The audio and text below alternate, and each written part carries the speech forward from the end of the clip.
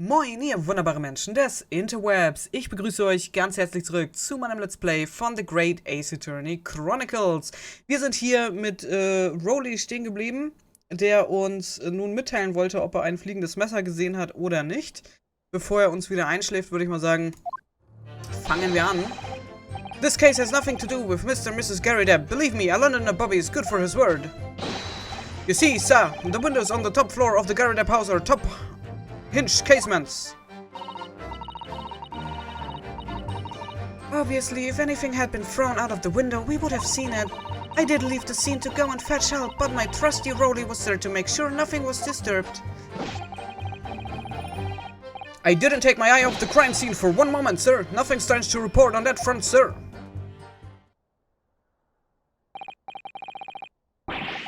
Well, this is quite startling. Top hinged casement windows. That detail was not in the police report, Constable.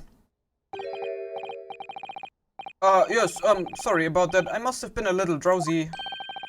You cannot excuse your sins with a drowsiness every time, Constable. No, sir. Sorry, but what exactly is the top hinged casement window? And you. You cannot excuse your ignorance with such trite remarks, my learned friend. Of course, sorry. I found it, Mr. Naruhodo. Cast your mind back to the windows in Mr. and Mrs. Gary Depp's room. Alright, I will try. So, window opens in order to allow air to circulate inside the house. But as it's a top hinged casement window, it swings open along the upper edge, you see?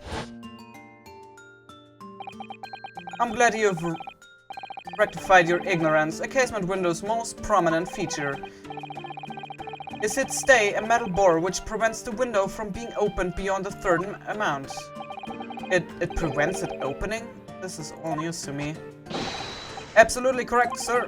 In other words, if a book or knife were to have been thrown through the open window, it would have clattered against the pane and fallen straight down to the pavement below. No. You see the problem then? Good. Your education in Windows is complete. There was never any possibility of either the book or the knives traveling 15 yards over the road.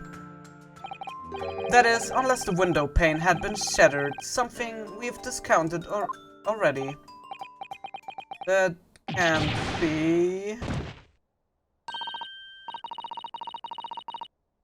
Ich glaube auch, da stand discounted. Did you see that, Rolly? That young Japanese man just collapsed in agony. Oh yes, my darling, I saw it. I saw how he crumbled before me. Oh, Rolly, you're so strong. How is this happening? I haven't even started the cross-examination yet, and already my argument's been destroyed.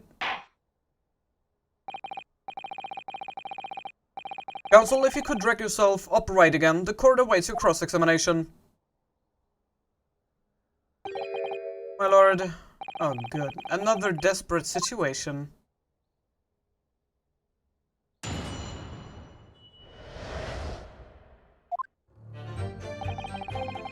Okay, dann schauen wir mal, was der Gute uns hier mitzuteilen hat. How can you say that for certain? A very good question, sir. And the answer is this. It has the noble founding principles of the force written on it as a reminder to all us policemen of our sworn duty. He showed us that before, didn't he? Did he? I can't say I remember. To patrol the streets of London town and uphold the peace of the common man, it's what the job's all about. And that is why I can't stand here today beside my long-suffering wife and tell you a Bobby's good for his word, while rubbing my tired eyes admittedly, sir. Oh, Rolly, you're so manly. Of course I am, my darling Patricia. Oh, Pat. Oh, Rolly. No, none of this is what I meant. I meant, how can you say for certain that this case has nothing to do with Mr. and Mrs. Gary Depp? Ah, I see, sir. You should have said so earlier, sir. Yes, well, so could you answer the question? It was a waste of time, then. Absolutely, sir. I will answer it to the fullest of my ability, sir. There's a surprising reason why Mr. and Mrs. Gary Depp's domestic dispute can't be related to this case. But before I get into that, sir, just one thing. Yes? I would very much like you and all your countrymen to understand the great British institution of Scotland Yard. So I hope you will take back some tales of us London bobbies and how we uphold our guiding principles. I wasn't planning on going back just yet. I've only just arrived here. So to that end, sir, I would be happy to lend you my warrant card for your pursuit. But I must warn you, you won't be able to get through it without shedding a few tears. Thank you, I will try. Okay, a small folding wallet that identifies London bobbies and contains the rules of conduct to which they must adhere. Gut, können wir uns das einmal kurz angucken hier. Principle of policing. Item number 1. A policeman will strive to preserve the peace within his allotted beat. Item 2. A patrolling officer is expected to walk 20 miles around his beat every day for the furtherance of community relations. Metropolitan Police Regulations. Item 1. Any crimes fall under the jurisdiction of the beat in which they are discovered. Item 2. When a crime is discovered on his beat, a policeman must assist with initial investigations and help detectives. Okay. Das wird noch wichtig werden, bin ich mir ziemlich sicher. Gut. You see, sir, the runners on top floor. By which you mean they don't open fully, is that correct? Yes, sir. They're just there to allow a bit of air through the house, you see, so they're restricted as to how much they open. And therefore anything thrown out of the window from inside the room would simply strike the pane and fall to the street directly below. For clarity, allow me to mark the map. Here is the location where objections would have fallen. Okay, stopp. Nächste Theorie. Okay, ich fand das schon sehr cool, dass ich mit dem Messer werfen recht hatte. Theorie. Die Frau war auf der anderen Straßenseite und Mrs. Garridup hat das Buch geworfen. Das Buch fiel dann direkt, also ist gegen das Window gekracht und ist dann direkt runtergefallen, wo dann die Frau vorbeigelaufen ist und dann gesehen hat, okay, da liegt ein Buch. Das heißt, sie hat sich gebückt, um das Buch aufzuheben und in dem Moment, wo sie sich gebückt hat, hat Mrs. Garridup das Messer geworfen, was ebenfalls gegen das Window geknallt ist und dann genau geradewegs runtergefallen ist und ihren Rücken getroffen hat. So, das ist jetzt meine Theorie und da möchte ich wissen, ob ich damit recht habe. Das ist jetzt meine nächste Theorie, weil ich fand das sehr, sehr cool, dass ich schon mit dem Messerwerfen recht hatte. Mal gucken, ob das jetzt hier auch noch stimmt. Ist eine Möglichkeit. Yes, directly opposite the scene of the crime on the other side of the rather wide road. Weil, sagen wir mal, sie wurde jetzt mit dem Messer getroffen, dann kann sie ja trotzdem noch, also taumeln. Vielleicht hat sie ja noch versucht, irgendwie Hilfe zu holen und irgendwie wegzukommen. Ne, vielleicht ist ja möglich, dass sie nicht sofort kollabiert ist. Would it have been so hard for somebody to mention this top hinge casement thing before? Well, I have another question for you, Constable.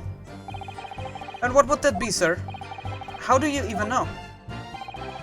Why would you have any idea what sort of windows Mr. and Mrs. Garridup's house is furnished with? Oh, well, sir, that's very simple. You see, I helped with the investigation yesterday. Okay. Do you have something to add, Mrs. Beate? Oh, sorry. You look, well, delighted. Is there some particular reason for that? Oh, I was just remembering, that's all. We really were so lucky. Lucky? What do you mean? Well, of course I feel terrible for the poor woman who was attacked. Don't misunderstand me, please. But we were just so lucky it didn't happen on Rowley Speed. It was so close, you see. Oh, I hadn't realized. Oh yes, that street Briar Road, that's the boundary between Rowley Speed and the next one. Isn't it right, my love?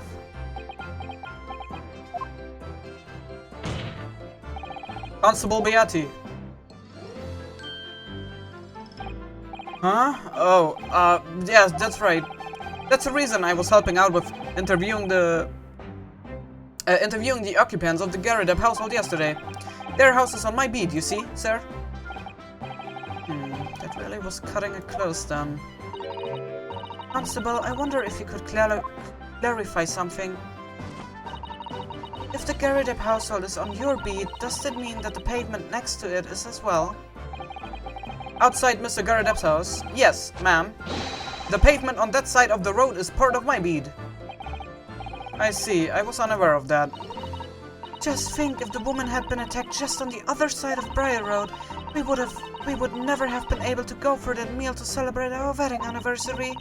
But that's the life of a Bobby after all. Extraordinary people are Bobbies, tirelessly working for the benefit of all Londoners. Do you know what I think? I think it was the good Lord's way of rewarding my Rowley for all his hard work. Don't you think so, my darling? That must be it, Pat, my love. That must be it. I think perhaps we should make sure we have that information officially on record.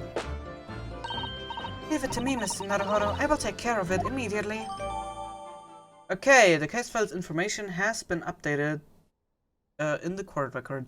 The pavement where the victim was found lies just outside Constable Beatty's beat, the border of which runs down the middle of Briar Road.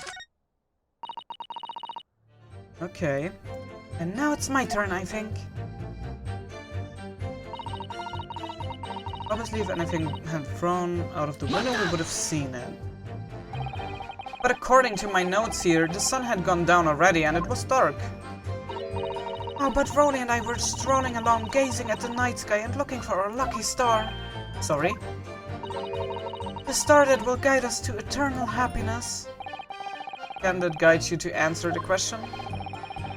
If a flaming book had cut across the sky in front of us, it would have lit up like a shooting star. And if I would have seen a shooting star, I would have made a wish upon it. Let Rowley be an inspector, I would have said, 3 times at least. Of course, what with the smog and everything, we couldn't actually see any stars. In short, are you trying to say that neither a book nor a knife crossed the sky before you? Yes, sir, that is correct, sir. As sure as the night sky in London is starless, sir. It certainly seems like they're telling the truth. And then we saw the poor woman fall to the ground, so we ran straight over to help her.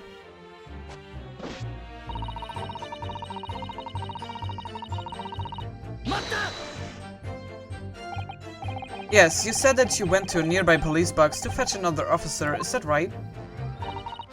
That's right, yes. If it had been on Rowley's beat, I would have known exactly where I was going, of course.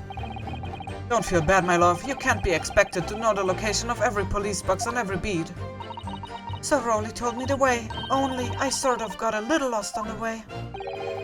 Patricia, my darling, that's why I love you. Your terrible sense of direction is bewitching to me. Oh, Pat. Oh, Rowley. Oh, please. So I suppose I was gone for about 15 minutes. But like I said, my Rowley was at the scene the whole time, making sure nothing was disturbed. I was off duty at the time, of course, but a true Bobby is never really off duty, sir.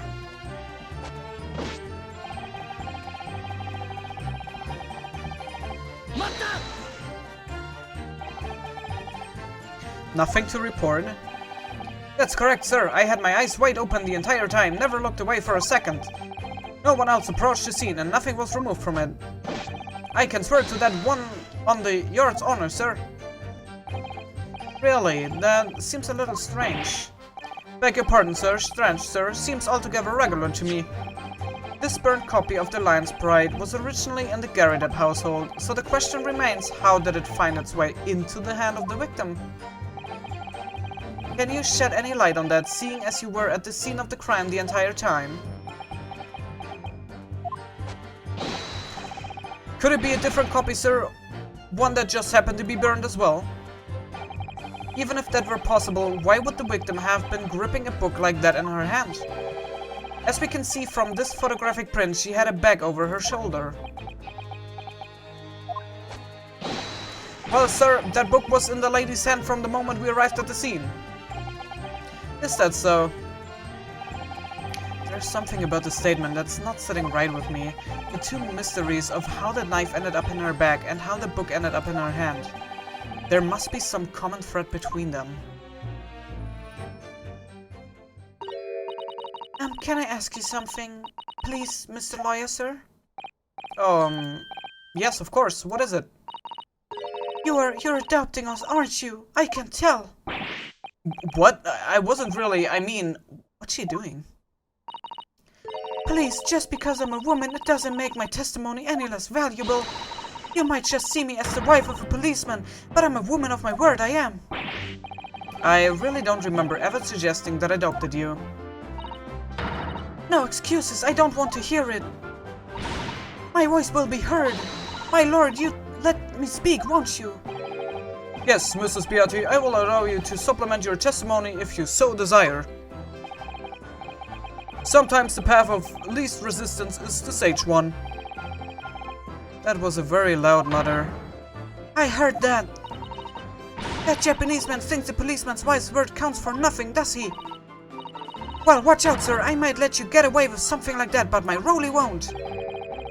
Duly noted, Mrs. Beatty. Please, I humbly ask you to continue.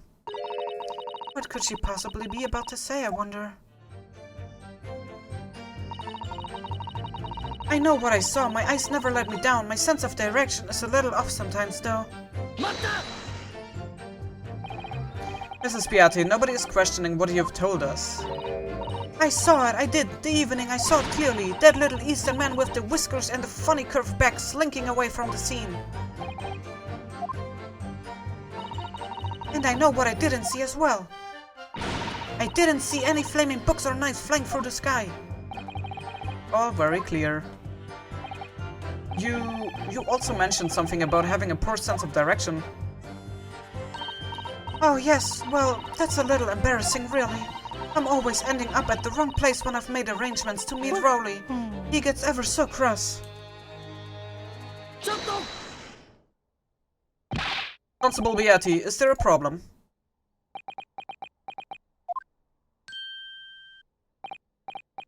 No, sir, no problem, sir.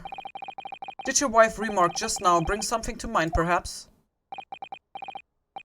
Well, in a way, sir, yes, sir. I was just remembering that the same thing happened that evening as well. You mean Mrs. Beatty lost her way on the night of the incident? Well, you see, I sent her off to find a police box in the next beat over from mine, but she was gone a fair bit longer than what I was expecting. I thought she would be back inside 10 minutes, but my darling was gone a good 15. Oh, Rowley, you're such a tease. But the reason I was so long was because of the bouquet, silly. The bouquet? Sorry, what are you talking about?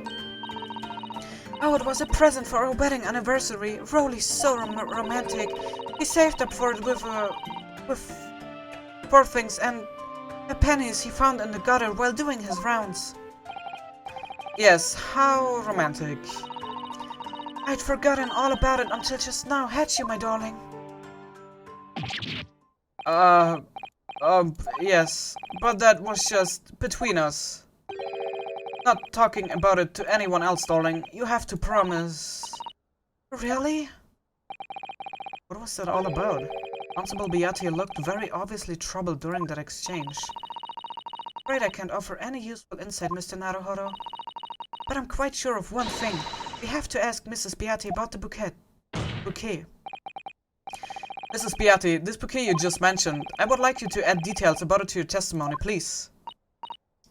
Oh, really? Yes, I would love to.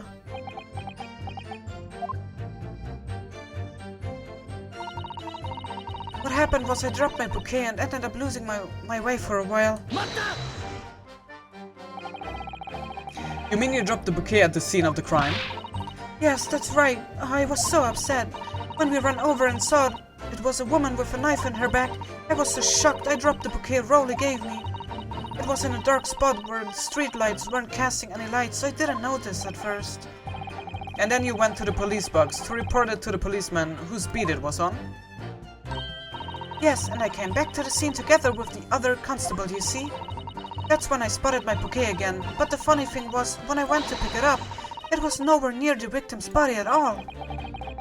In case you need reminding, Mrs. Beatty, the victim is not deceased. I was all flustered for a moment before I heard a voice calling me from the other side of the road. Your husband, presumably? That's right, silly me. I would gone over to the wrong side of the street. Also, I'm going to blame the bouquet this time. I can't think how it got there. I really can't. So the bouquet somehow moved from one side of Briar Road to the opposite. Nee. Die Frau wurde auf der anderen Straßenseite erstochen. Und ist dann auf die rechte Seite rübergelaufen. Aber irgendwie ergibt das auch keinen Sinn, weil...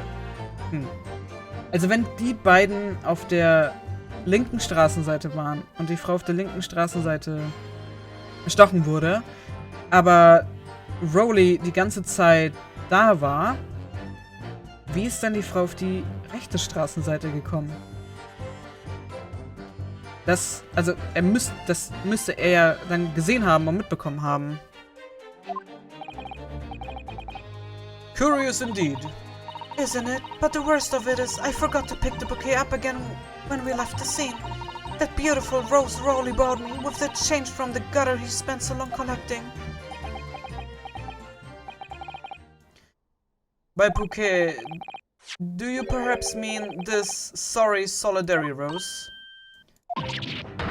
Ah, yes, that's it. That's the bouquet Rowley bought me for our anniversary with all bits of change he found in a gutter. Maybe just call it a rose. Tell us, Lord Franzix, where did you come by the flower? According to the report by the police officer in charge of the crime scene investigation, it was found on the edge of the pavement in front of the Garrideb household. In front of the Garrideb's house? Also, it wasn't noticed until the morning as it lay where the street lamps cast no light. It was believed to be of no relevance to the case, since it was found on the opposite side of the thoroughfare. Oh, thank you, sir. Thank you. Could I have it back now, please? No, I think for good measure, this rose should be added to the court record as evidence. Okay, a present for Patricia Beate from her husband Rowley. The shock of seeing the step the victim caused Mrs. Beate to drop the rose where she stood. But it's a symbol of our love. I want it back after the trial. Do you hear me? I want it back. Good grief. Rest assured that I shall do my very best not to forget, Mrs. Beate.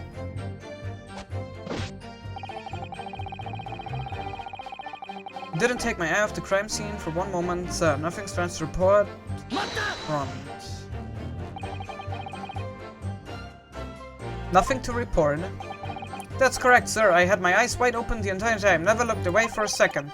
Oh, Moment, das hatten wir schon. I could swear to that one on the yard's honor, sir. Really, that seems a little strange. Beg your pardon, sir. Strange, sir. Seems altogether regular to me. This burned copy of the lines brand. Okay, warte, das hatten wir jetzt schon. Okay. Es ist trotzdem komisch. Also, wenn sie die Frau gesehen haben, die erstochen wurde und sie standen, also es war ja dunkel. Das heißt, sie müssen ja sehr nah an der Frau gestanden haben. Das heißt, sie müssen eigentlich auf derselben Straßenseite gewesen sein, wo die Frau ja dann umgefallen ist. Aber die Rose wurde auf der linken Seite gefunden. Also muss ja die Frau eigentlich auf der linken Seite umgefallen sein zuerst, oder nicht? Oder, weil, ich verstehe jetzt nicht warum das auf der linken Seite war.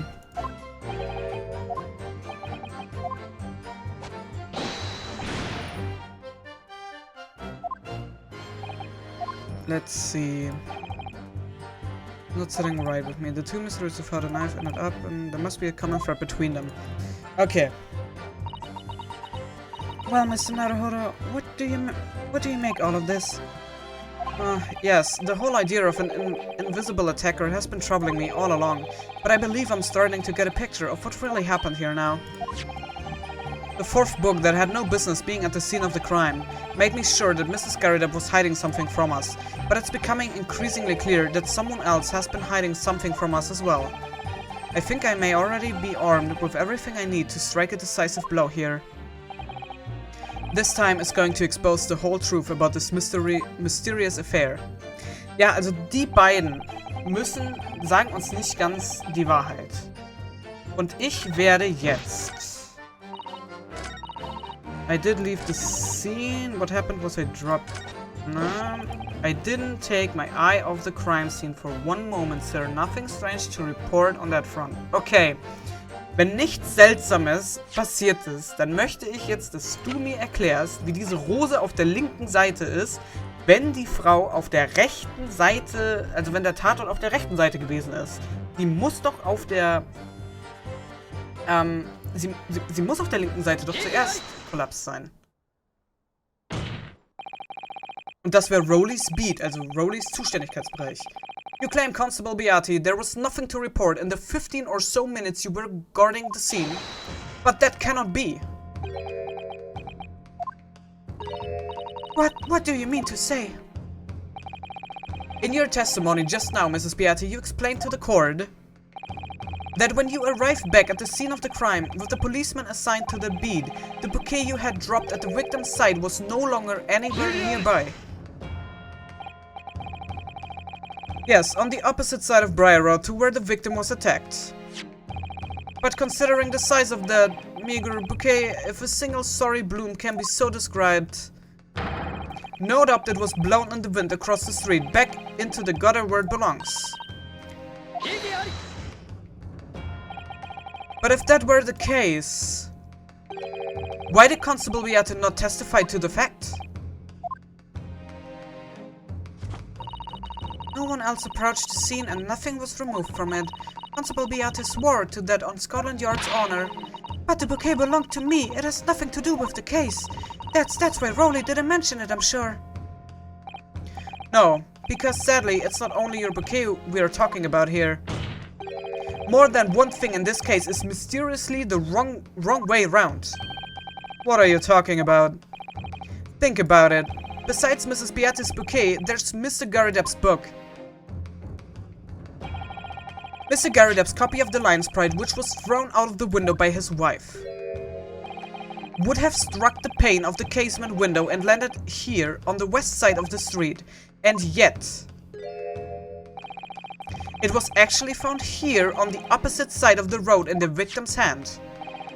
Meanwhile, according to the testimony we've heard, Mrs. Beatty's bouquet should have been dropped here at the scene of the crime on the east side of the street, but in fact, it was actually found here on the opposite side of the road in front of Mr. and Mrs. Garrideb's house. There's no logical explanation for those things, unless somebody deliberately moved them.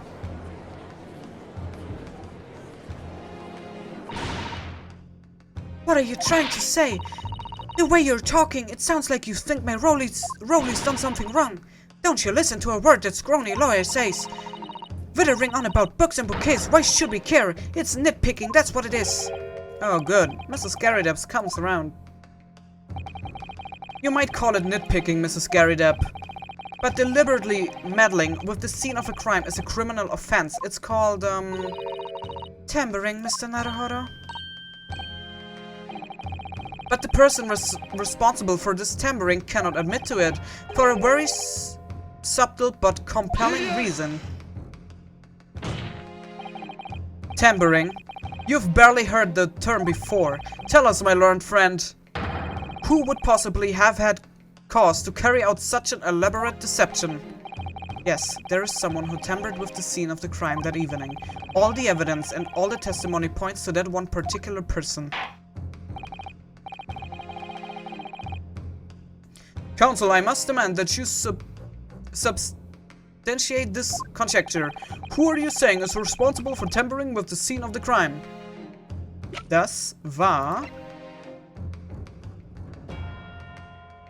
eigentlich Rowley, oder?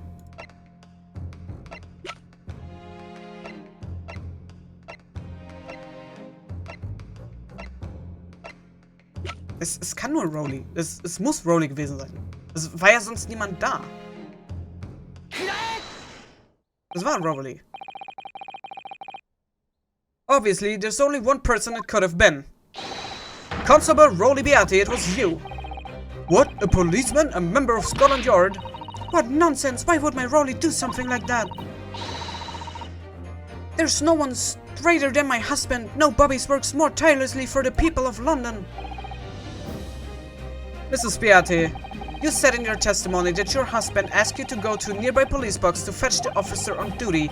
The 15 minutes that you were absent from the scene is the only opportunity anyone had to tamper with it. You're making it up. It's all nonsense. It's all lies. What about the Japanese man with the whiskers? I bet it was him. He did it. If that was true, Constable Beate would have seen him do it. And forgive me for pointing it out, but when you dropped your bouquet, Mrs. Beate, it was after the defendant had fled the scene.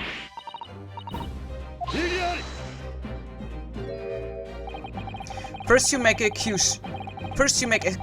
accusations about the landlord and his wife, and now you incriminate a policeman as well. But your accusations lack on very important thing. You claim the crime scene was tampered with. But there is only one reason anyone would commit such a reckless crime, to hide something. That's right, he's right. But my husband and I just happened to be there, that's all. So why would we have anything to hide? It doesn't make sense. You've offered no motive for this alleged tampering. Verzeihung, habe ich verschluckt. And until you do, your accusations are nothing but empty threats. Constable Beate had a very good reason for wanting to tamper with the scene of the crime. That's the key to this entire affair. Ja, weil, wenn es wirklich auf der linken Seite passiert ist, dann ist das in seinem Zuständigkeitsbereich. Das heißt, wenn er den Tatort auf die rechte Seite verlegt, muss er sich nicht länger darum kümmern. Also dann fällt es in den Zuständigkeitsbereich eines anderen Polizeiofficers. Mr. Naruhodo, have you managed to solve this mystery? Counsel, you have made a very serious accusation against a London police officer. If you are mistaken, I'm sure I need to point out that your reputation as a lawyer will be irrevocably damaged. With this stark warning in mind, you will now explain to the court the motive for this alleged tampering. Yes, my lord.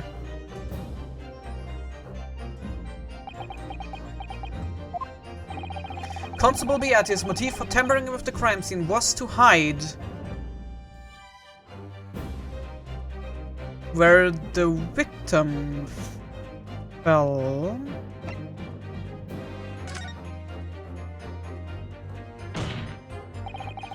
Where the victim fell to the ground. That is what this Bobby had to cover up at all costs. What? Where the victim fell? You mean where she was attacked? What are you talking about? We told you at the very start, didn't we? On the pavement of Briar Road, we saw it happen, remember? It was right here, as if anyone didn't already know. That's certainly what everybody has been led to believe. But in fact, that isn't where the victim was stabbed at all. What?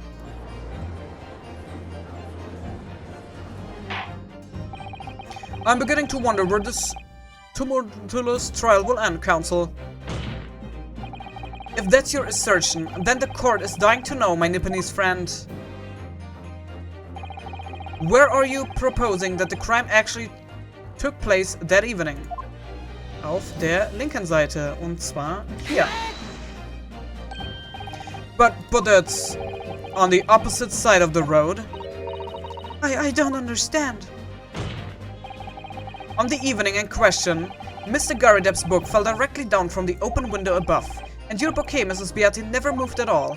What did move was the scene of the crime itself. Good gracious!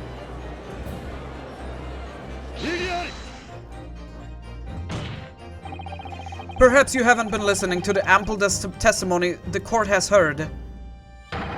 But these witnesses both saw the moment the attack took place. That's right, I saw it with my own eyes. It was 5 o'clock in the evening and already dark. There was a typical London fog on the ground. When you saw the incident unfold and ran to the victim's aid. That was actually on the west side of Briar Road. No, that's not true. It can't have been. Constable Beate then arranged for you to be absent for a while by sending you for help. And during the 15 minutes you were away, he transplanted the crime scene. He moved all the things shown in this print, the victim herself, the 4 books. He moved everything in fact to the pavement on the east side of Briar Road. Extraordinary. But the constable overlooked one thing. What? What did he overlook? The bouquet, I presume. Exactly. The prosecution told the court just a few minutes ago about the discovery of the rose bouquet. Lord Fonseca said it wasn't noticed until the morning as it lay where the street lamps cast no light. Yes, it couldn't been seen in the dark, obviously. Which is why it was only the bouquet that was found in its original position on the pavement on the west side of Briar Road. And that is the defense theory about what really happened that evening. How do you respond? Constable Rowley Beatty.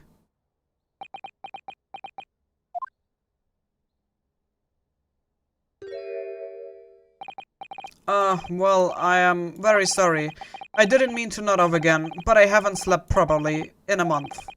Did I miss anything important? Oh, Rowley, it isn't true, is it? What the lawyer said is all lies, isn't it? I know it is, because you're the most upstanding, righteous man I know. I had a dream. A terrible dream. All the things I did that night. Everything come out. Everything exposed. Only it seems... it wasn't a dream at all. Good golly.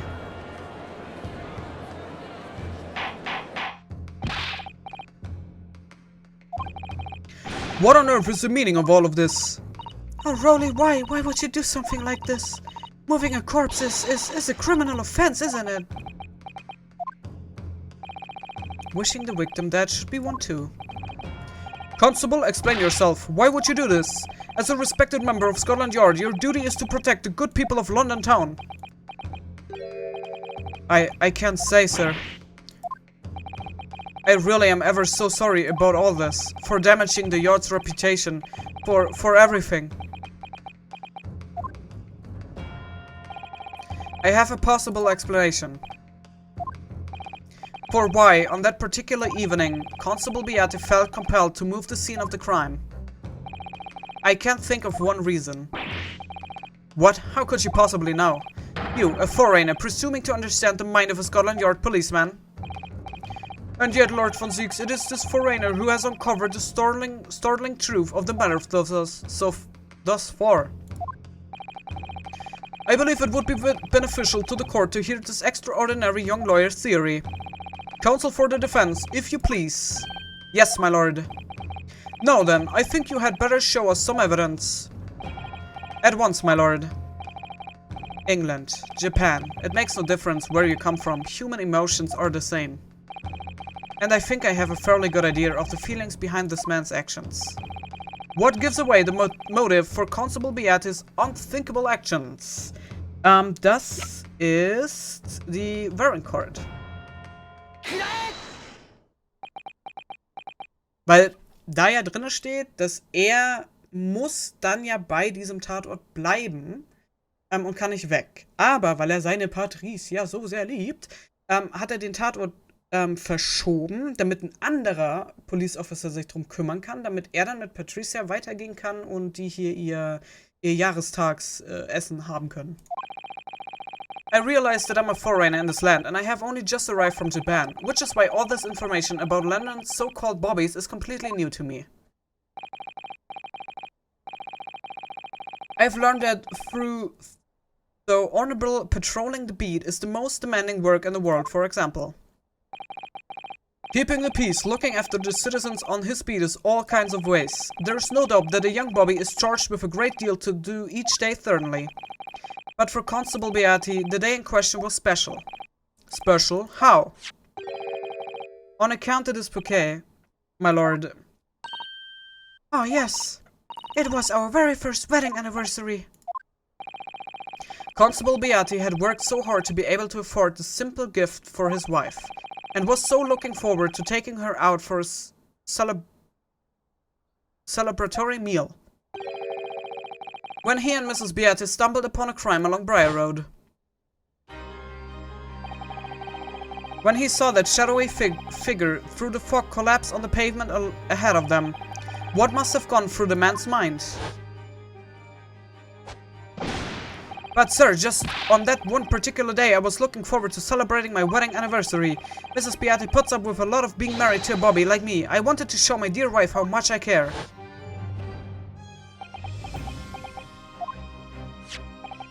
This is the warrant card the Constable Beatty offered to lend to me earlier.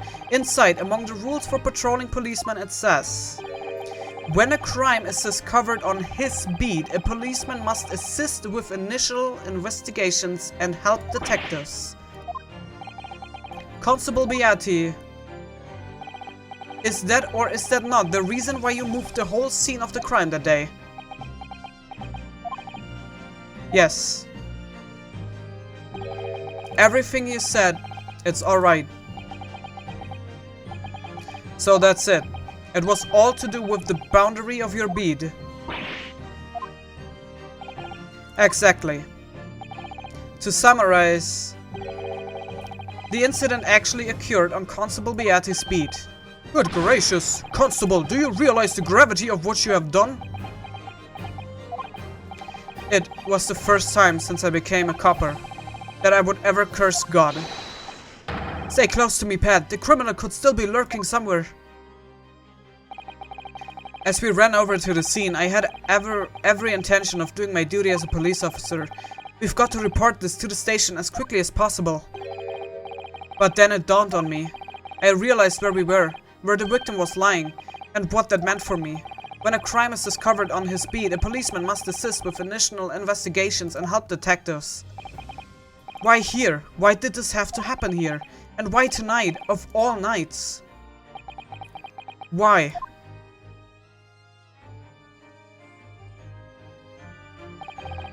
It's a copper's job to guard the scene of the crime, so I told Pat she would have to go to the nearest police box and fetch whoever was on duty there. It was then when I opened my mouth to speak. It just came out. I couldn't believe the words that were coming out of my own mouth. This is the next beat to mine, Pat. So we'll have to go to the police box that covers it, turn right along Mersham Street, and then...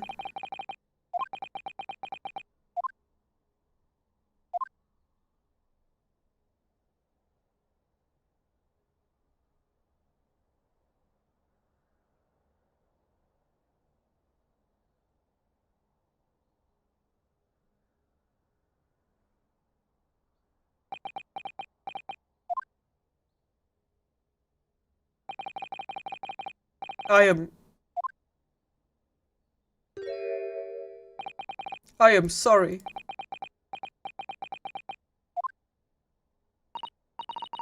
Constable. I just wanted, just at one night, to take my Patricia out for dinner. How Rolly. Just at one night.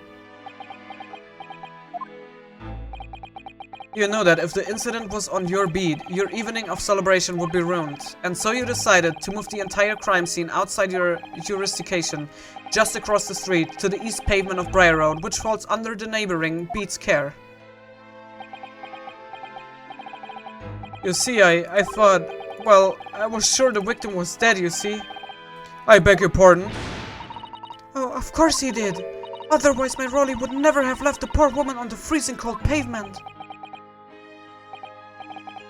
I see your meaning now. But God got me back for my sins, didn't he? That's why I missed the rose I bought for Pat. Oh no, Rolly, that was all my fault.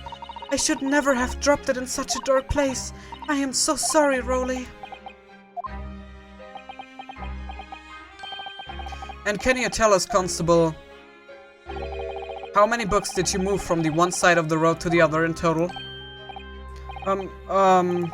4 it was, yes sir. Definitely 4. 3 of them dropped by Mr. Natsume, and the 4th being the one that fell from the window upstairs in the Garrideb household, of course. But what made you place that book in the victim's hand? When all the others were scattered haphazardly around, I mean. Oh, well sir, that's because that's how I found it. How you found it? What do you mean? When we first ran over the scene, the victim was already holding the book. So, when I moved everything, I made sure it was still in her hand. You're sure it was this book, The Lion's Pride, that the victim was holding? Oh yes, sir. No doubt about it, sir. Interesting. Okay, first book's information has been updated in court records. I thought it was an open and shut case at the time, you see. There were only the two people at the scene, and Pat and me both saw it happen. However, which way you looked at it, it had to be the fellow who ran off who had done it, I thought. I couldn't see the harm, really. I didn't think moving it all over the road would make a jot of difference. I suppose this is it for me now. I've had it. My lord. Yes, Lord von Zieks. I believe that concludes the cross-examination of the witnesses. Constable, you may withdraw. Yes, sir.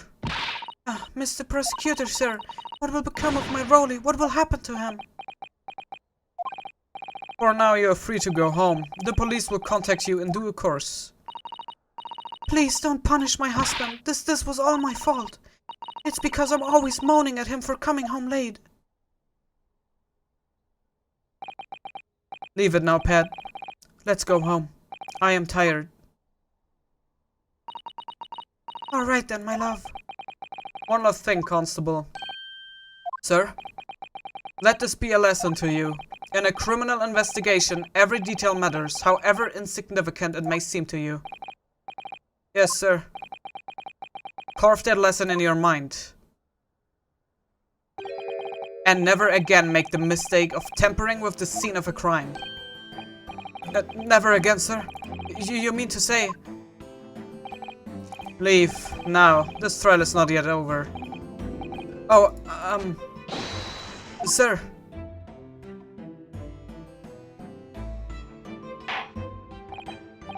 Well, quite a startling revelation, I must say. Whoever thought of a third party transplanting the entire scene of a crime like that?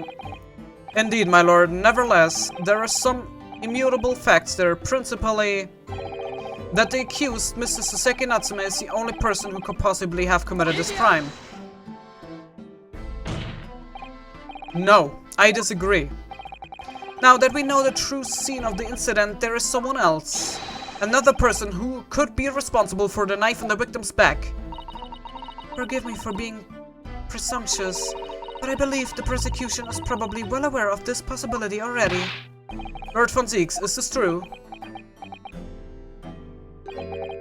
Very well. Name the person if you will, and if further investigation is warranted... The prosecution has no objection to the trial continuing.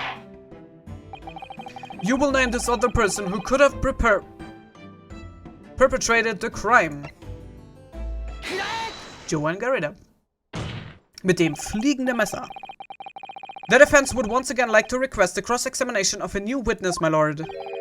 Once again. My assistant made the same request earlier. In order to finally reveal the truth about this case, it's imperative that we cross-examine juror number 4, Mrs. Joanne Garridap.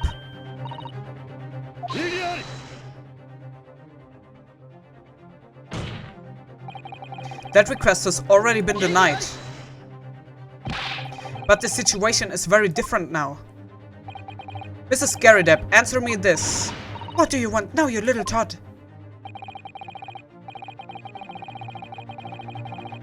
At the time of the incident, you were engaged in a violent argument with your husband, Mr. John Garridap. In the course of the argument, a minor house fire was ignited, and to clear the smoke from the room, your husband opened a window that looks out over Briar Road. Well, what of it? You threw this book at your husband when he was cornered with his back against the window. Upon striking the pane of the open top hinge casement window, the book plumped directly down, finding its way to what we know now to be the true scene of the incident. Yes, and as I said, what of it? During the argument, you were beside yourself with rage. As such, you threw not just books at but anything you could lay your hands on. So, let me ask you one more time, Mrs. Garridap. This knife, the one removed from the victim's back, have you really never laid eyes on it before?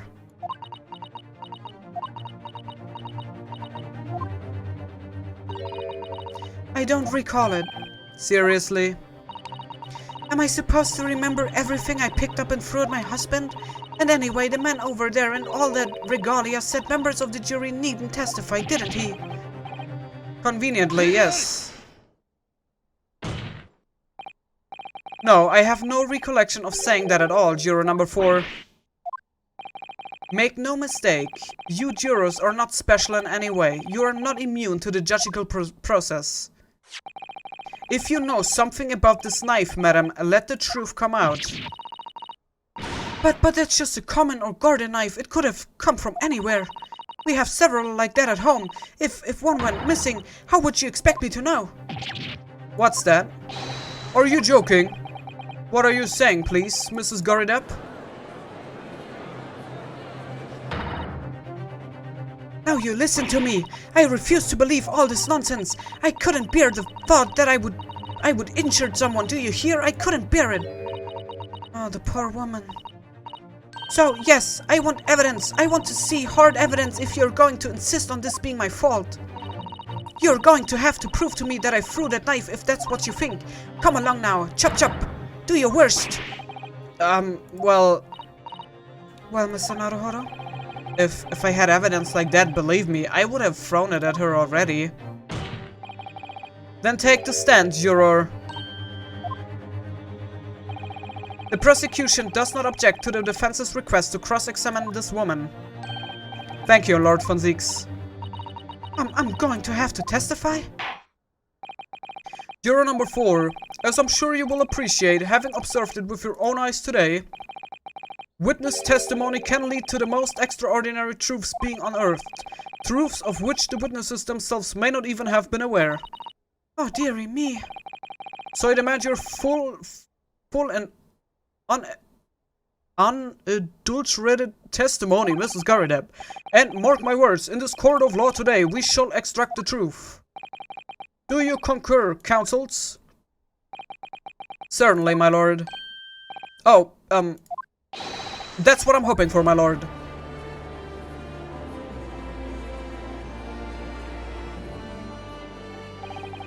This is such a strange feeling.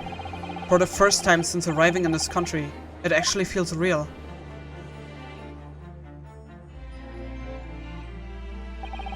I am here in the Old Bailey, and I'm a lawyer.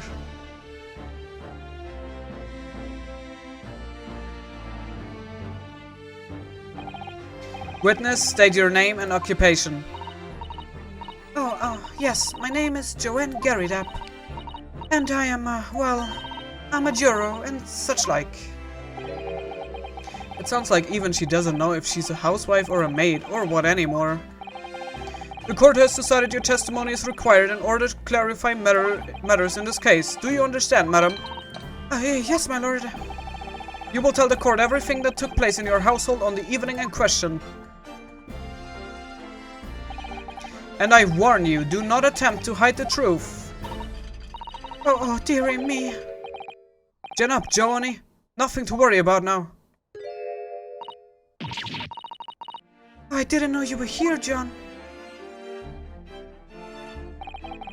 Wasn't only you in the room that day, old thing, was it? Rather think I ought to testify as well, don't you? But what about your knee, dear? Don't you worry about that. Hardly notice it. I am not the sort of chap to leave a comrade to face disciplinary actions alone. Oh, John. I presume you're Mr. John Goridap? Yes, sir. Former second lieutenant of the 3rd Regiment of the 4th Northumberland Fuzzy... Sir. Seen my fair share of actions, now living the quiet life, as it were. A quiet life where you're not engaged in an incendiary battle with your spouse on the day in question. Well, yes, quite. I believe this may represent a first in the proud history of the British court. Calling a juror to the witness stand is unprecedented. However, the court will hear your testimony now, juror number 4, and that of your husband. You will recount clearly and concisely the events in your home at the time of the incident in question.